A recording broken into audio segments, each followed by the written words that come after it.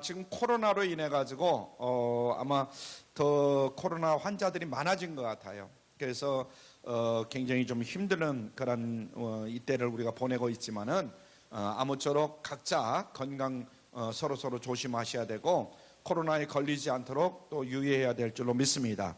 할렐루야. 그래서 오늘 우리가 함께 예배드리는 우리 사랑하는 성도들은 늘 건강하기를 다시 한번 주님의 이름으로 축원합니다. 오늘 본문 이 시편 31편 주인공은 믿음의 영웅인 누구죠? 다윗이라는 사람이에요. 다윗이죠. 왜 다윗과 같이 하나님을 바로 믿는 성도에게, 이런 신자에게 이런 절망적인 고통이라든가 시련이 존재할 수 있는가? 하나님이 살아계신다면 고통하는 자의 고통을 덜어주는 것이 원칙이요, 형통함을 주는 것이 당연의 법칙인데도 불구하고 이것은 오히려 좀 이상하다, 이럴 정도로 어려운 문제로 우리에게 대두되는 그런 말씀입니다. 사실 우리가 고통 혹은 고난의 문제에 대해서 쉽게 해결받을 수 없는 것은 사실이지만은 분명하게 한 가지 하는 것은 현대 그리스도인들이 고통의 문제를 바로 이해하고 있지 못하다, 이런 말씀입니다. 하나님은 곧 축복이라는 어떤 공식을 가지고 사람을 가르치는 현대 교회의 유행에 따르면 고난이란 우리 믿는 성도에게 도무지 용납되지 않는 그런 것으로 이렇게 보일 수가 있습니다. 만일 믿음 좋은 사람에게 고난이 따른다면 그것은 마귀 사단의 장난이요, 죄의 값을 받는 저주의 결과다, 이렇게 무조건 생각하는 경우가 굉장히 많아요. 그래서 고난은 절대로 믿는 성도, 특히 하나님께 사랑받는 하나님의 자녀에게는 존재할 수 없다, 이런 관념을 갖는 경우가 굉장히 많습니다. 그러나 우리가 성경을 통해서 발견할 수 있는 진리는 성도에게 찾아오는 이 고난, 여러 가지 곤경, 이런 것들이 무조건 죄의 심판이라든가 마귀의 장난이다, 이렇게 단정 지을 수는 없다 하는 것을 잘 알아야 될 줄 믿습니다. 아멘. 여러분들도 예수님을 잘 믿고 나름대로 하나님 앞에 신앙생활을 잘하려고 노력하는데도 불구하고 여러 가지 고난이 올 수 있어요. 아멘. 그런데 그 고난이 무조건 당신이 하나님 뜻대로 하나님 말씀대로 잘못 사니까 그렇지, 이렇게만 정죄할 수는 없는 것이다. 그렇다고 하나님의 진노하시는 불타는 복수도 아니다, 하나님 복수하는 거야, 이렇게 생각하는 사람들도 많아요. 여기에는 깊고 심오한 뜻을 담고 있다는 것이 성경 전체가 우리에게 가르쳐주는 의미이다 하는 것을 잘 깨달아야 될 줄로 믿습니다. 물론 그 가운데는 하나님의 진노로 오는 그런 고난이 많이 있을 수 있어요. 그죠? 하나님이 깨닫게 하려고 주시는 고난이 많이 있을 수 있어요. 그러나 여기서 다루는 것은, 오늘 특별히 이제 시편 31편에서 볼 수 있는 것은, 하나님을 믿고 죄 용서함을 받는 거룩한 자녀에게 왜 고난이 오느냐, 여기에 대해서 우리가 한번 살펴봐야 됩니다. 우리가 잘 아는 바와 같이 이 세상은 이미 고물이 다 된 여객선과 같다. 우리는 지금 고물이 된 여객선을 타고 가는 그런 신자들이다, 이렇게 볼 수가 있습니다. 이미 죄로 인해서 썩을 대로 썩은 고물 여객선에 우리가 타고 있는 거예요. 언제 고물 여객선에서 물이 새가지고 언제 또 파도가 칠지 모르는 그런 상황 가운데 우리가 살고 있는 것이다. 언제 엔진이 고장나서 넓은 바다를 방황하다가 바닷속에 침몰할지 모르는 그런 불안한 가운데 살아가는 그런 성도들이다, 이런 이야기입니다. 이것이 인간이 사는 세상이라는 거죠. 이런 형편에 놓인 인간인지라 고통의 체험이 자주 일어나는 것은 불가피한 것이다.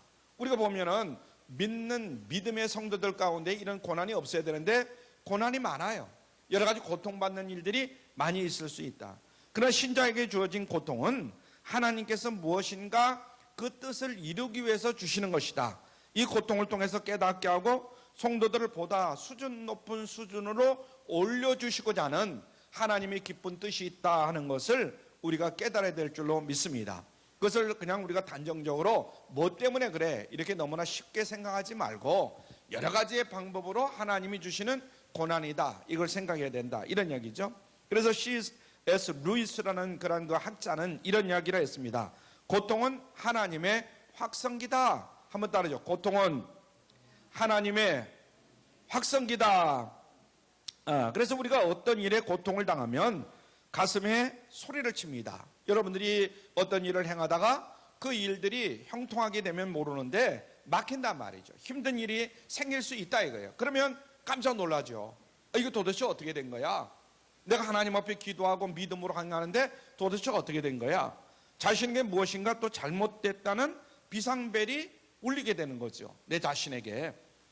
그래서 잘못된 방향으로 달려가던 발을 멈추게 하고 다시 하나님 앞에 기도하고 새로운 길을 향해서 갈 수 있도록 이렇게 만드는 경우도 많이 있습니다. 그래서 오늘 이 시간에는 오늘 본문을 통해서 여러분들이 고난을 당하시는 분들이 많이 계시겠지만은 약간 왜 내가 고난을 당하는가 이것을 여러분들이 살펴보고 이 고난을 당할 때 내가 어떻게 반응할 것인가 여기에 대해서도 여러분들이 다시 한번 말씀을 통해서 깊이 깨달을 수 있기를 바랍니다. 첫 번째로 우리가 배워야 할 것은 신앙적인 반응이다. 한번 따라줘. 신앙적인 반응. 오늘 본문을 읽으면 정서적으로 매우 혼란스럽습니다. 본문의 흐름을 보면 좋아했다가는 울고 절망했다가는 소망을 또 가질 수 있는 아주 복잡한 이런 반응을 보이는 경우가 많아요. 이것이 고난당하는 사람의 현실이다. 그래서 불안과 여러 가지 비극을 만난 사람에게 무슨 정서적인 평안이 있고 안정이 있을 수 있겠는가? 우리가 이렇게 생각할 수 있는데 사실은 여러 가지로 한번 살펴봐야 됩니다. 그래서 오늘 본문의 다윗이 그의 고통스러운 환경에서 건져달라, 나를 건져달라 이렇게 다급하게 하소연을 하고 있는 장면이 10번 이상이 나옵니다. 여러분들이 시편 31편을 쭉 한번 읽어보세요. 그런데 10번 이상 나는데 조금 더 이상할 것이 없어요. 그런가 하면 자기 자신의 불행해진 그런 상황을 너무나 괴로워가지고 탄식하는 그런 장면이 또 많이 나와요. 그 9절과 10절에 보면 특별히 나옵니다. 이것이야말로 자기의 비극을 앞에 놓고 눈물로 밤을 새우는 처절한 모습을 우리가 볼 수가 있는 것이죠. 말하자면 이 다윗과 같은 그런 우리들의 모습이다 이런 이야기입니다. 그러나 여기서 끝나지 않아요. 두려움과 무기를 앞에 놓고 떨고 있는 이런 소심한 모습도 다윗은 보이는 것을 봅니다. 거기 보면 13절에 자 오늘 13절 시편 31편 13절 거기 보니까 저희가 나를 치려 의논할 때 내 생명을 빼앗기로 못하였나이다 꾀하였나이다 이렇게 말합니다. 다윗은 지금 위험 앞에서 느끼는 자기 자신의 무력함 그것을 드러내고 있는 거예요. 예? 자 또한 17절에서 18절 말씀 봅니다. 17절에서 18절 시작. 여호와여 내가 주를 불러싸오니 그가 나로 부끄럽게 마시고 악인을 부끄럽게 하사 음부에서 잠잠게 하소서. 교만하고 완악한 말로 물의 의인을 치는 거짓 입술로 벙어리가 되게 하소서. 원망과 복수에 떨고 있는 이런 다윗의 모습을 볼 수가 있어요. 자 5절에도 보면은 자기의 생명이 행여나 어떻게 될지 몰라가지고 내가 나의 영을 주의 손에 부탁하나이다 이렇게 비장한 최후를 생각하는 그런 다윗을 발견할 수가 있습니다. 성경을 보면은 고난 가운데서도 기뻐하라 이런 말씀이 많이 나오죠. 그럼 무조건 고난과 고통을 겪으면서 자기의 학대적인 사고를 키우라 이렇게 말하진 않고 그리고 마음도 여러 가지 괴롭고 슬픈데 겉으로는 항상 웃고 다니는 그런 위선자가 되라 이런 말이 아니에요. 어떤 사람들은 여러 가지 힘들고 어려운 일이 있는데 물론 믿음으로 그것을 표를 내지 않는 사람들이 있는가 하면 그냥 외식적으로 그것을 밖으로 드러내려고 하지 않는 그런 사람들이 있어요. 그것은 잘못이다 이런 얘기죠. 아브라함은 늙어서 아내를 잃게 됩니다. 아내 사라가 죽게 되지 않습니까? 그거 얼마나 슬퍼든지 성경에 보면 늙은 사람이 통곡을 했다는 거예요. 오늘 우리 동양 사회, 특히 이제 한국 사회 같은 경우 아내가 말하자면 숨을 거뒀을 때, 먼저 돌아가셨을 때에 남편이 울면 뭐 남편이 우느냐 이런 이야기를 하고 그러잖아요. 그런데 아브라함은 늙었는데도 불구하고 아내가 돌아가실 때에 통곡하는 것을 우리가 볼 수가 있습니다. 다윗은 반란이 일어나서 쫓겨다니면서 세상 부끄러운 줄 모르고 그 젊자는 그 임금이 왕까지 됐잖아요. 신발을 벗은 채 티끌을 머리에 날리면서 통곡하는 그런 모습을 우리가 볼 수가 있습니다. 그래서 인간은 누구나 똑같습니다. 나사로가 죽었을 때에 예수님이 찾아오지 않습니까? 얼마 후면 그가 살아날 것을 예수님은 다 내다보고 있어요. 저 사람이 살아날 것이다. 예수님이 알아요 몰라요? 알잖아요. 나사로가 살아날 것을. 그런데도 불구하고 친히 비통해 하시면서 눈물을 흘리시는 장면이 성경에 보면 기록되어 있어요. 그러므로 우리는 고난당하는 사람을 성급하게 위로하려고만 해서는 안 된다 하는 것도 깨달아야 할 줄로 믿습니다. 아멘. 우리가 이제 장례식장이라든가 아니면 또 여러 가지 힘들고 어려운 일을 당할 때 무조건 위로해 주려고만 하는데, 울지 말라고만 하는데 그것은 아니다, 이런 이야기예요. 당해보지 않으면 아무도 그 고통을 모르기 때문에 그런 말씀을 드리는 거예요. 그래서 값싼 몇 마디의 충고를 가지고 상식적인 위로를 하는 것은 더욱더 그 사람을 괴롭히게 하는 것이다 하는 것도 우리가 깨달아야 됩니다. 그래서 사람이 감당하기 힘든 어려운 일을 당할 때는 누구나 그 반응이 오늘 본문의 이 다윗처럼 저자처럼 복잡할 수밖에 없다. 그러나 그리스도인이 고난이라는 이런 삶을 이제 겪을 때에 세상 사람들과 똑같은 정서적인 불안이라든가 눈물, 탄식, 원망, 다급한 하소 이런 것은 똑같이 할 수는 없는 것이다. 그러면 그 사람의 본분이 드러나게 된 것이다. 14절이 그 대표적인 말씀이에요. 14절 말씀 시작. 여호와여, 그러하여도 나는 주께 의지하고 말하기를 주는 내 하나님이시라 하였나이다, 이렇게 말하고 있어요. 이 말씀에서 우리는 신앙적 반응이란 무엇인가, 이것을 발견할 수가 있습니다. 아하, 예수 믿는 사람이라면 어떤 것인가. 자, 첫째로 그러하여도, 여기를 주의해야 됩니다. 그러하여도. 자, 14절 말씀을 우리가 보면서 그러하여도, 눈으로 14절 말씀을 보세요. 거기 보면 여호와여 그러하여도 이런 말이 있잖아요. 이 말씀 속에는 신앙인의 강한 확신이 담겨 있어요. 여러분들에게도 누가 그러하여도 이렇게 말할 때가 있어요.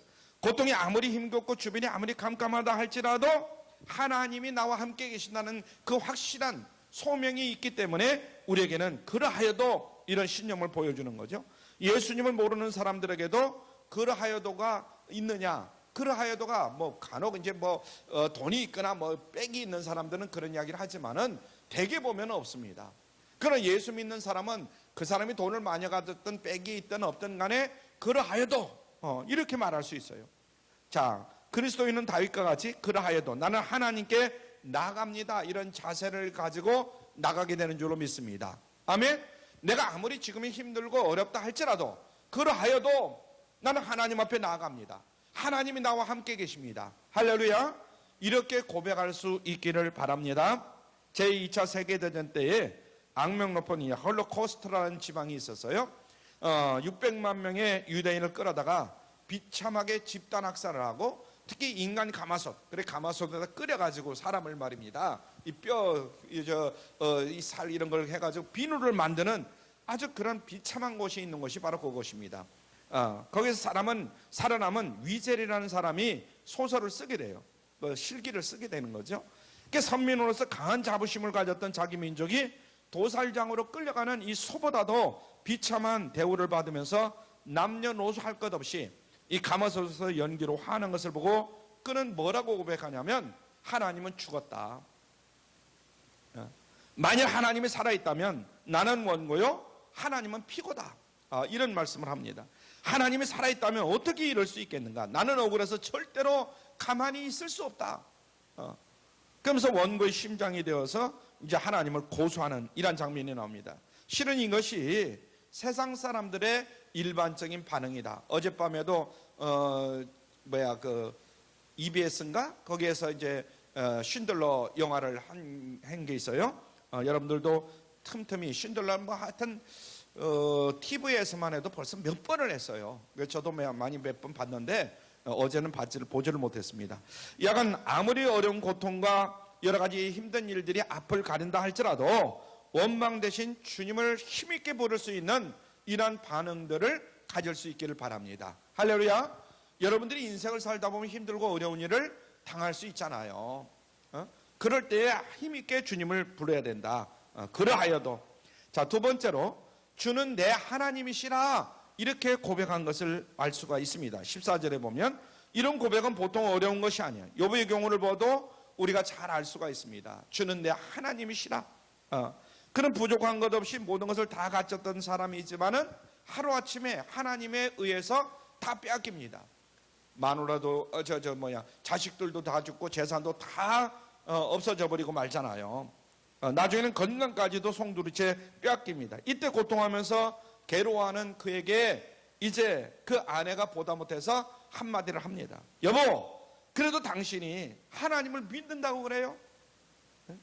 다 집어치우고 차라리 하나님을 욕하고 죽어버리세요. 그러면서 그 하나님을 욕하고 죽어버리라는 거예요. 아내가 남편에게, 다윗에게, 욥에게 그런 이야기를 합니다. 그럴 때 욥이 한마디 합니다. 이런 이야기예요. 그대 말을 들으니 어리석은 여자의 말 같구려. 우리가 하나님 앞에 복을 받았은즉 재앙도 받지 않겠느냐? 하나님에게 복을 받았은즉 무엇도 받지 않겠느냐? 재앙도 받는다는 거예요. 그런데 내가 어떻게 하나님을 저주하고 죽을 수 있단 말이요? 이런 말을 합니다. 욥의 아내에게. 이것이 고난 속에서 주는 내 하나님입니다 하는 고백인 줄로 믿습니다. 할렐루야. 설령 내가 비록 힘들고 어려운 환경과 여건 가운데 빠져 있다고 하지만은 하나님은 역시 내 하나님이다 이 말이에요. 이런 고백을 드려야 된다, 이런 이야기죠. 그러나 하나님은 자주 우리의 기대와는 다르게 인도하실 때가 많아요. 나는 이렇게 원하는데 하나님은 저렇게 나를 이끌어 가신단 말이죠. 우리가 인생을 사는 가운데 그런 경우가 많잖아요. 이럴 때 우리는 그러하여도 나는 주께 의지합니다. 주는 내 하나님이십니다. 이렇게 고백할 수 있는 진정한 크리스찬들이 되기를 주님의 이름으로 부탁을 드립니다. 할렐루야. 하나님께서는 고난 속에 있는 우리의 기도를 들으시기 전에 먼저 우리를 살펴보십니다. 네 마음이 어떠냐, 네 심정이 어떠냐. 그러면서 우리 마음의 태도를 살펴보시는 거예요. 오늘 이 시간에도 역시 마찬가지예요. 하나님이 우리를 고난 중에 여전히 남겨놓으실 때 나타나는 우리 마음의 반응입니다. 지난 한 주일 동안 힘들고 어려운 일을 당했습니까? 그런데도 오늘 주일날 가야 할 때도 많은데도 불구하고 하나님 앞에 나와서 예배를 드리는지 안 드리는지 그것을 보신단 말이에요. 여러분, 가야 할 곳이 얼마나 많아요. 해야 할 일이 얼마나 많습니까? 여러분이 다윗이 가졌던 이러한 신앙을 가질 수 있기를 바랍니다. 다 같이 한번 우리 14절 말씀을 다시 한번 봉독합니다. 여호와여, 시작. 여호와여, 그러하여도 나는 주께 의지하고 말하기를 주는 내 하나님이시라 하였나이다. 주는 내 누구라? 하나님이시라. 두 번째, 신앙적인 반응을 가지고 하나님을 찾는 자에게 주시는 하나님의 은혜가 있어요. 자, 오늘 시편 31편 19절 말씀을 봅니다. 시작. 주를 두려워하는 자를 위하여 쌓아두신 은혜, 곧 인생 앞에서 주께 피하는 자를 위하여 베푸신 은혜가 어찌 그리 큰지요? 그럽니다. 이 말씀 속에서 이제 우리의 눈을 끄는 것이 있어요. 여기 보면 쌓아두었다 이 말이에요. 주를 두려워하는 자를 위하여 쌓아두신 은혜, 이렇게 얘기하고 있어요. 쌓아두신 은혜. 그런데 현대판 영어 성경에 보면 뭐라고 번역이 되어 있냐면 숨겨두었다, 이런 말로 표현이 되어 있어요. 숨겨두었다. 왜 하나님이 드러내놓지 않냐고 숨겨두셨을까? 이것은 고난 가운데서 신앙으로 긍정적인 마음의 태도를 가지는 사람의 눈에만 보이도록 특별한 자리에 하나님께서 두셨다는 거예요. 특별한 자리에. 형식적인 신앙인은 발견할 수 없는 그런 은혜인 줄로 믿습니다. 진정으로 믿음이 있는 자만 발견할 수 있다, 이런 얘기죠. 조금만 아파도 하나님이 없다 이렇게 소리치는 사람하고는 아무런 관계가 없는 그런 문제다 이 말이에요. 어떤 사람들은 예수를 믿어도 아플 수가 있어요. 근데 어떤 사람은 예수 믿는데 아파? 에이, 예수 믿어봤다 별 볼 일 없네, 그러면서 예수님을 안 믿는 경우가 많이 있어요. 그런 사람에게는 필요 없는 은혜다 이거예요. 무슨 일을 하다가 조금만 손해를 봐도 예수 믿는 것을 후회하는 사람, 이런 사람들이 많아요.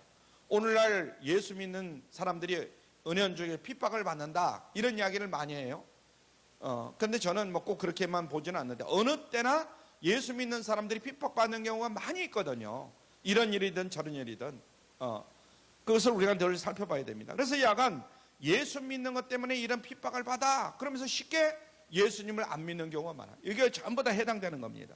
그러면 이 은혜란 뭔가? 오늘 본문 시편 31편 8절을 보면 이렇게 말합니다. 시작.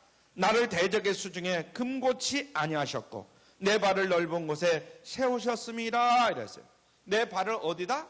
넓은 곳에 세우셨습니다. 넓은 곳, 이 말에 주의를 해야 된다. 그리고 20절 말씀에 보면 20절 말씀도 봅니다. 주께서 저희를 시작. 주께서 저희를 주의 은밀한 곳에 숨기셨다 그랬어요. 주께서 저희를 주의 은밀한 곳에. 여기서 은밀한 곳, 이것을 또 우리가 발견할 수 있어요. 그러니까 넓은 것과 은밀한 것, 이 두 가지를 우리가 한번 생각해야 된다. 한번 따라줘. 넓은 것, 은밀한 것. 그래서 20절에 은밀한 것, 이것을 잘 생각해 봐야 된다. 그래서 심각한 고난을 한번 경험해 본 사람이라면 이 두 곳의 의미가 무엇을 이야기하고 있는가 어느 정도 우리가 알고 있는데, 먼저 20절 말씀, 은밀한 곳은 어떤 곳인가, 여기에 대해서 살펴봅니다. 은밀한 곳을 하나님의 면전이다, 이렇게 말할 수 있어요. 우리가 은밀한 곳 이렇게 사람들은 이야기하지만은 그것은 하나님의 면전이다, 이렇게 번역할 수 있다 이거죠. 그래서 주님과 단둘이 만나는 곳으로, 기도하는 곳으로 여러분들이 알고 있으면 되겠어요. 우리가 고난을 당할 때 확 트인 넓은 곳도 필요하지만 어떤 때는 주님과 나와 단둘이 1대1로 만나고 싶은 곳이 있어요. 그렇죠? 그래서 주님을 만나서 실컷 울고 싶고 하소연하고 싶고 이런 은밀한 장소가 우리에게 필요하다 이 말이에요. 그곳이 여러분들의 가정일 수도 있고 교회일 수도 있고 여러분들의 직장일 수도 있고, 그렇죠? 사업장일 수도 있어요. 누가 있는 곳이 아니라, 그래서 조용하게 어떤 사람들 보면 직장에서 조그마한 곳에 가서 그냥 혼자 기도하는 경우 있어요. 그럼 못 본 척하고 그냥 저도 이제 이렇게 믿음 생활할 때 평신도 때에 그런 경우를 많이 생각이 나요. 조용히 혼자 기도한단 말이죠. 이런 곳을 얘기하는 거예요. 이 슬픈 일을 당한 사람의 심정을 얘기하는 거죠. 그래서 괴로운 자가 찾아가는 은밀한 곳은 바로 하나님이 만나는 곳이요, 주님께 깊이 기도하는 곳이다. 여러분들도 다 있을 줄로 믿습니다. 그래서 이곳은 상한 마음을 치료하시는 놀라우신 하나님의 위로가 있는 곳이죠. 풍랑 가운데서도 내가 깊이 잠들 수 있는 바로 그곳이다, 이런 얘기입니다. 그래서 어떤 전도사님이 과거에 수많은 고난을 당하면서 그가 체험한 것을 한마디로 요약한 적이 있어요. 뭐라고 얘기하냐면, 목사님, 그 당시에는 내 주변이 온통 막혀 있어요. 사방이 문 하나 없이 전부 다 막혀 있어요. 동쪽이든 서쪽이든 남쪽이든. 근데 위로만 문이 열려 있어요. 위로만 활짝 열려 있다라는 거예요. 그전에도 제가 여러분에게 말씀드린 적이 있죠. 우리들도 그럴 때 있어요. 앞을 보든 옆을 보든 뒤를 보든 전부 막혀 있어요. 근데 오직 어디만 열려 있어요? 위만 열려 있단 말이에요. 인생을 살다 보면 이 사람은 나를 도와줄 거야, 또 저 사람은 나를 도와줄 거야. 그래서 찾아가 봤는데 이 사람도 저 사람도 형제도 다 없다고 하고 뭐 하여튼 이런 핑계 저런 핑계 다 막히는 거예요. 그런 경우가 있어요, 없어요? 있단 말이죠. 젊은 사람들은 아직 모르겠지만 하여튼 나이 먹은 사람들은 다 경험합니다. 그럴 때 내가 어느 곳으로 가느냐? 하나님을 향해서 기도한다는 얘기예요. 지금 그것을 얘기하는 거예요. 그래서 우리는 하나님을 만났던 요처럼 스스로 한탄하면서 티끌과 제약으로 인한 모든 것을 하나님 앞에 철저하게 회개합니다. 그런 경우가 그렇잖아요. 그래서 내 자신을 철저하게 하나님 앞에 다 내어놓고 회개하는 거죠. 고난의 풀무불을 통해서 우리를 정금같이 연단하시는 하나님의 깊은 지혜를 그곳에서 깨닫게 되죠. 그래서 진정으로 겸손한 자, 심령이 가난한 자가 되는 것이 바로 하나님과 나와의 1대1의 만남의 장소인 줄로 믿으시길 바랍니다. 철저하게 깨어지지 아니하고는 하나님의 깊은 그 의미를 우리가 알 수가 없어요. 하나님의 뜻을 알 수가 없어요. 그러므로 1대1로 여러분들이 만날 때 철저하게 먼저 회개의 기도를 드리시길 바랍니다. 할렐루야. 회개하시길 바라요. 그때의 기쁨을 여러분들이 이제 천국을 소유하는 기쁨을 맞을 수 있길 바랍니다. 그래서 이 은밀한 곳에서 고난을 감사로 바꾸는 능력을 체험하게 되시길 바랍니다. 또 고난 가운데서 하나님이 주시는 평안을 소유할 수 있기를 바랍니다. 할렐루야. 그리고 우리를 대적하던 악한 자들의 모든 계교가 무너지는 놀라운 역사도 경험하게 되시길 바랍니다. 압살롬에게 쫓겨다니던 그 다윗이 은밀한 곳에서 주님께 부르짖을 때에 소식이 왔어요. 주님 앞에 부르짖습니다. 누굴 의지할 길도 없어요. 타의 추종을 불허하는 뛰어난 지혜를 가진 당대의 전략가 이 아히도벨이 다윗을 반역합니다. 다윗을 배신하고 압살롬과 손을 잡았다가 그의 작전이 무시를 당합니다. 압살롬에게. 그러니까 자살해버렸다는 이런 소문이 이제 다윗에게 들립니다.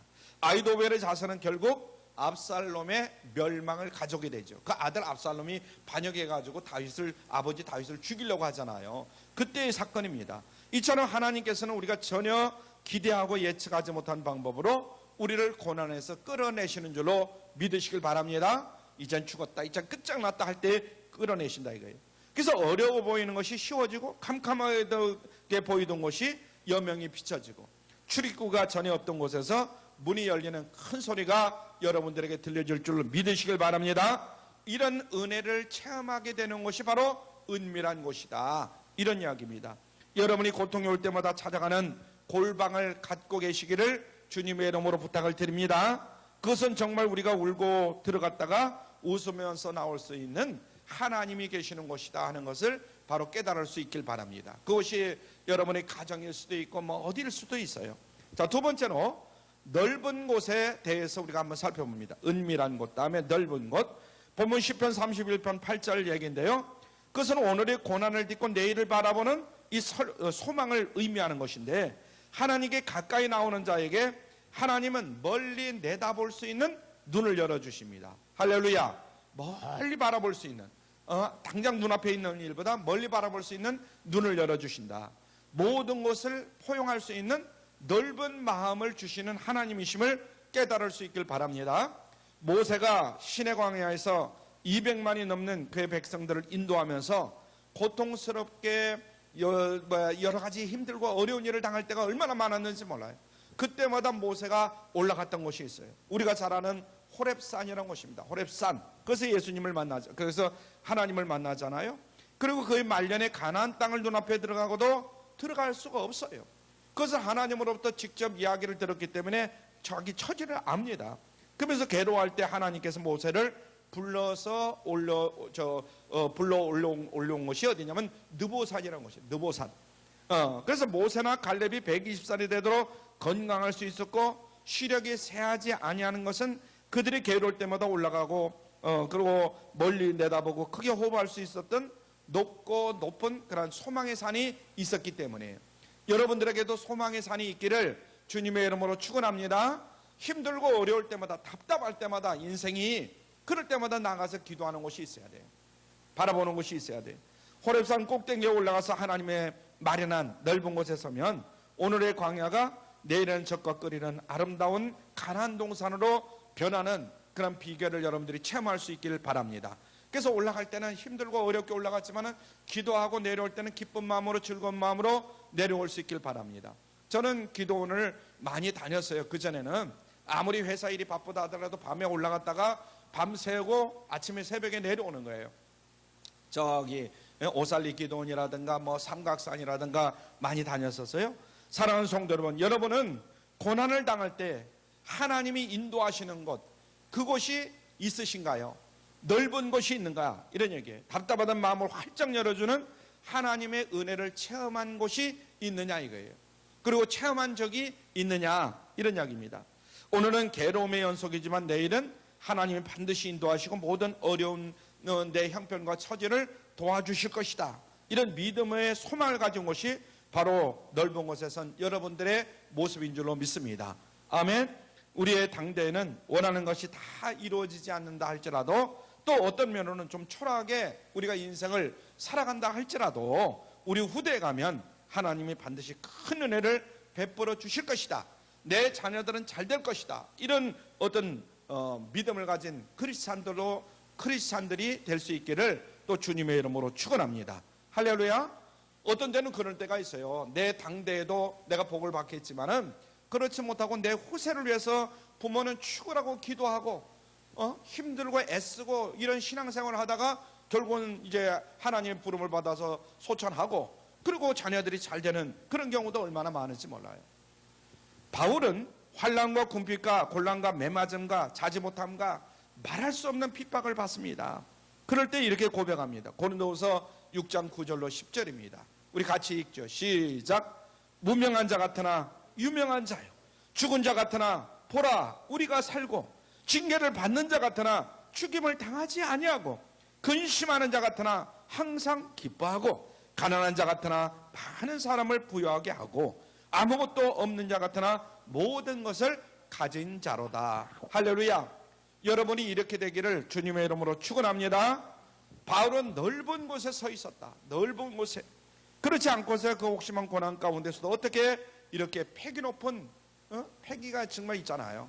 이 패기 높은 이 고백이 나올 수 있겠는가? 그래서 하나님은 자기를 의지하는 자를 고난 속에서 넓은 곳으로 인도하여 세워주시고 눈을 활짝 열고 마음을 활짝 열어주시는 줄로 믿으시길 바랍니다. 우리는 이 은혜를 확신해야 될 줄로 믿습니다. 크게 세 번째로, 하나님께서는 고난 중에 있는 성도들을 향해서 무엇을 요구하시는가, 그것을 가르쳐 줍니다. 자, 시편 31편 23절로 24절 말씀입니다. 굉장히 중요한 말씀이에요. 23절로 24절 시작. 너희 모든 성도들아 여호와를 사랑하라. 여호와께서 성실한 자를 보호하시고 교만히 행하는 자에게 엄중히 갚으시느니라. 강하고 담대하라. 여호와를 바라는 너희들아. 할렐루야. 얼마나 귀한 말씀인지 몰라. 23절 24절 말씀 한번 따라 하시길 바랍니다. 강하고 담대하라.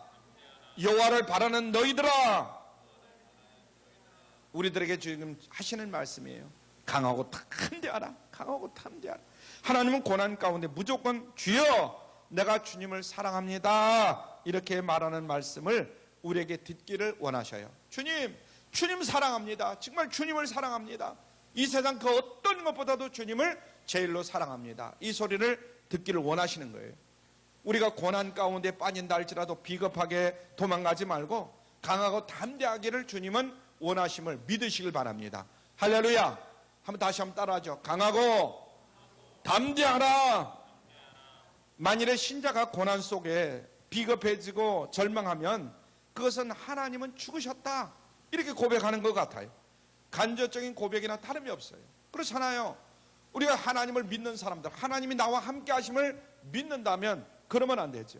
하나님은 불 가운데서도 우리와 함께 동행하시고, 하나님은 우리가 물 가운데로 갈 때라도 물 가운데서도 함께 하시는 그 하나님이셔요. 이사야서 43장에 보면 나와 있어요. 43장 2절. 예?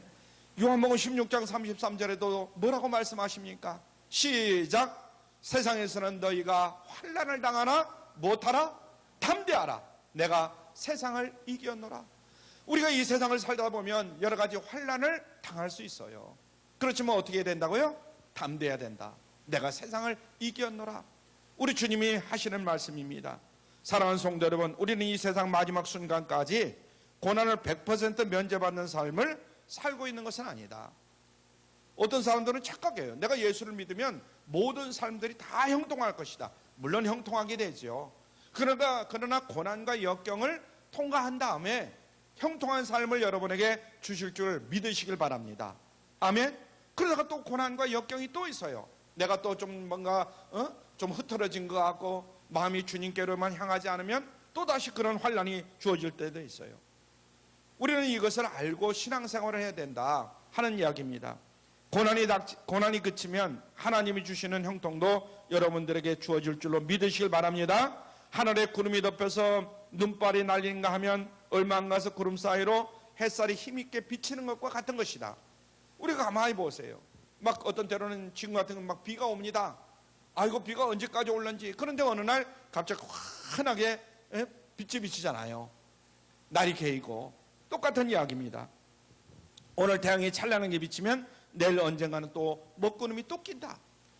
가만히 보세요. 이렇게 맑은 날이 우리에게 주어질 것 같지만은 계속 맑으면 어떻게 되겠어요? 또 비가 오는 날도 있을 수 있단 말이에요.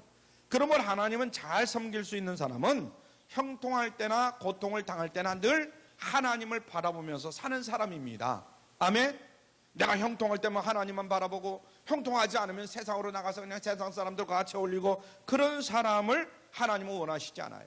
근데 오늘날 많은 사람들이 그걸 원하는 거예요. 오히려 잘 되면 세상으로 나가가지고 그냥 막 자기가 잘나서 잘 된 것처럼 이렇게 착각을 하고. 그러니까 하나님은 어떡합니까? 고난을 주시는 거예요. 고난을 통해서 하나님을 찾게 만들고 하나님 앞에 돌아오면 고난을 거두시고. 우리 모두 가시밭길을 이리저리 피하는 사람이 되지 마시기를 다시 한번 주님의 이름으로 부탁을 드립니다. 지금 우리가 코로나19로 인해 가지고 힘들고 어려운 세월을 보내고 있잖아요. 이것도 저는 굉장히 좋은 교훈을 우리에게 주신다. 저는 이렇게 생각합니다. 그래서 여기서 배울 것이 굉장히 많은 거예요. 믿음으로 하나님이 인도하시는 오늘 말씀, 은밀한 곳, 여러분의 은밀한 곳, 그리고 넓은 곳을 날마다 사모하시길 바랍니다. 그곳에서 기도하시길 바랍니다. 고난 속에서도 주여 주님을 사랑합니다. 이렇게 고백할 수 있는 우리 모두가 되시기를 바랍니다. 강하고 담대하게 매일의 문제와 대결하는 용기 있는 사람들이 다 되기를 주님의 이름으로 축원합니다. 기도합니다. 강하고 담대하라. 여호와를 바라는 너희들아.